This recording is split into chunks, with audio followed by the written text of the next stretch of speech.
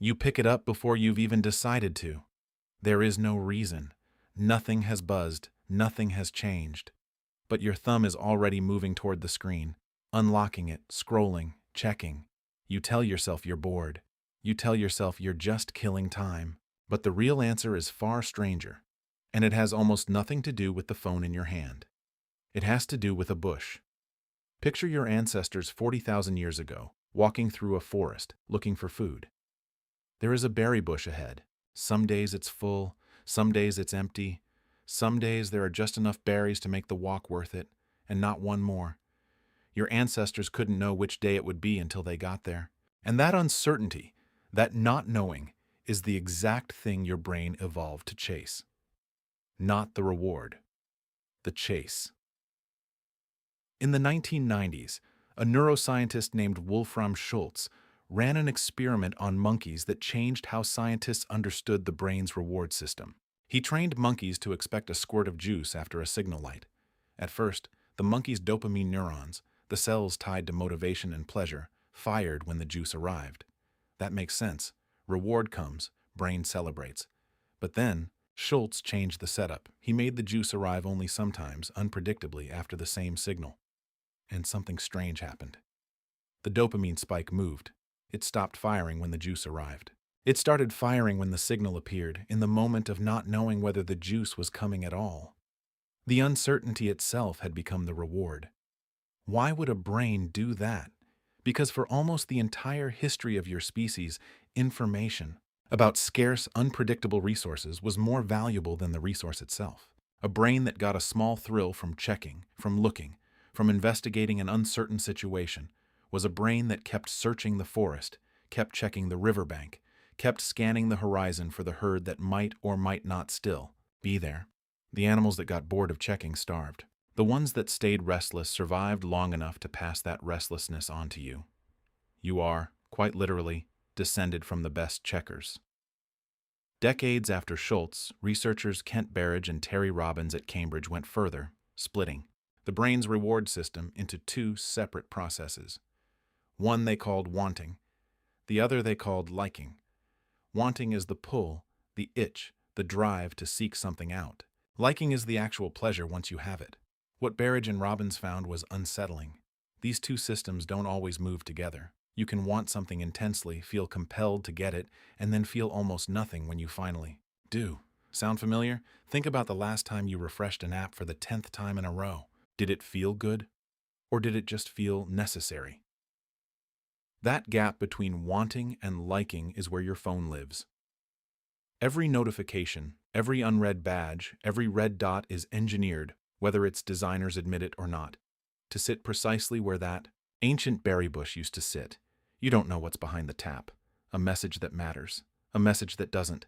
Nothing at all. And because you don't know, your dopamine system treats the moment before the tap as the valuable part, the exact same way it treated the moment before the juice arrived in Schultz's lab, the exact same way your ancestors' brains treated the moment before they rounded the bend to see whether the bush was full. There's a name for the pattern behind this, and it didn't start with phones. In the 1950s, a psychologist named B.F. Skinner ran pigeons through a simple test. Press a lever, get food every single time. The pigeons pressed at a steady, unremarkable pace. Then Skinner changed one thing. He made the food arrive at random, intervals instead. Sometimes after one press, sometimes after 20. And the pigeons didn't slow down. They sped up. They pressed the lever obsessively, far more than the pigeons who were rewarded every time. Skinner called it a variable ratio schedule, and it remains, to this day, the single most powerful pattern known for driving repetitive behavior. It's the same pattern behind slot machines. It's the same pattern behind refreshing a feed that might or might not have something new on it. Here's the counterintuitive part. You would assume that certainty is what your brain wants, that knowing exactly when the reward comes would feel best. But Skinner's pigeons prove the opposite. Certainty is calming, uncertainty is compelling, and your brain, forged over hundreds of thousands of years in an unpredictable world, was never built to reward certainty. It was built to reward the search. So when you feel that pull to check your phone with no real reason, you are not weak, and you are not broken.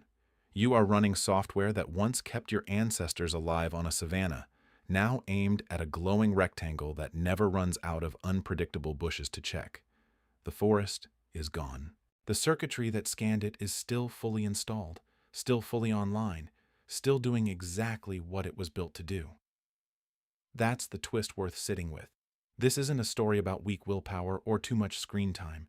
It's a story about a system so effective at keeping early humans alive that it never had a reason to switch off. Nobody in your evolutionary history ever needed a brain that could resist an infinite, always available, unpredictable source of information, because no such thing existed until about 15 years ago. Your brain has had generations to prepare for scarcity. It has had almost no time to prepare for abundance.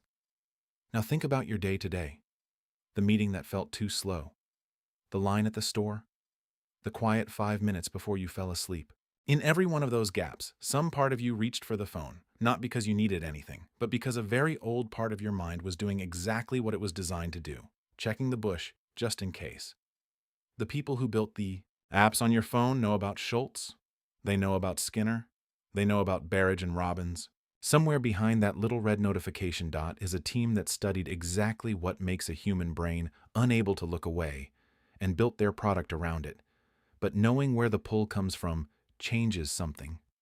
The next time your thumb moves toward the screen with no clear reason, you can notice it. You can recognize it, not as a flaw in you, but as an ancient search behavior misfiring in a world that no longer has a forest in it. You pick it up before you've even decided to. Now you know why. It was never really about the phone at all. It was about a bush your ancestors couldn't stop checking, and a brain that never got the message that the forest is gone.